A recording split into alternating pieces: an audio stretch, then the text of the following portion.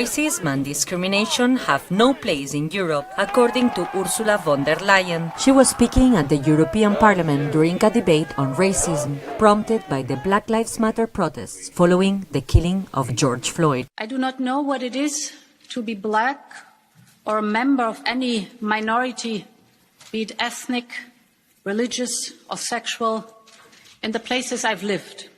Let me be very clear. In our union, there is no place for racism or any kind of discrimination. This is for sure. Some MEPs want to go further. One French politician has proposed EU guidelines on police practices to stop racial discrimination. Even though it's not an EU competency, the EU should push in that direction because it's a matter of democracy. If a part of the population, in France there's a third of the population who is just like, who is afraid by the police, just because they see them on the other side of the corner. Others, like this Hungarian rightist MEP, criticize attacks on historical statues as an attempt to rewrite history. This is frightening in the present too, when people are confronted with such aggressive, self-serving aspirations for rewriting history. To destroy the Churchill statue in the name of fighting racism is an exaggeration, even in an extremely left-wing and utterly liberal approach.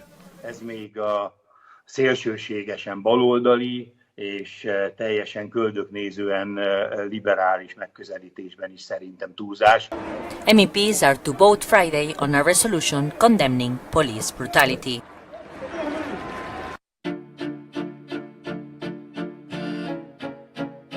As the travel restrictions in Europe are gradually lifted, many MEPs will finally be able to find their way to Brussels for the House to sit. And this itself will be one of the topics on the agenda. Some countries like Spain have been criticized for not following EU recommendations from the start. And some members talk about discrimination against the 3 EU countries that lie outside the Schengen area. Border restrictions have severely affected cross-border and seasonal workers.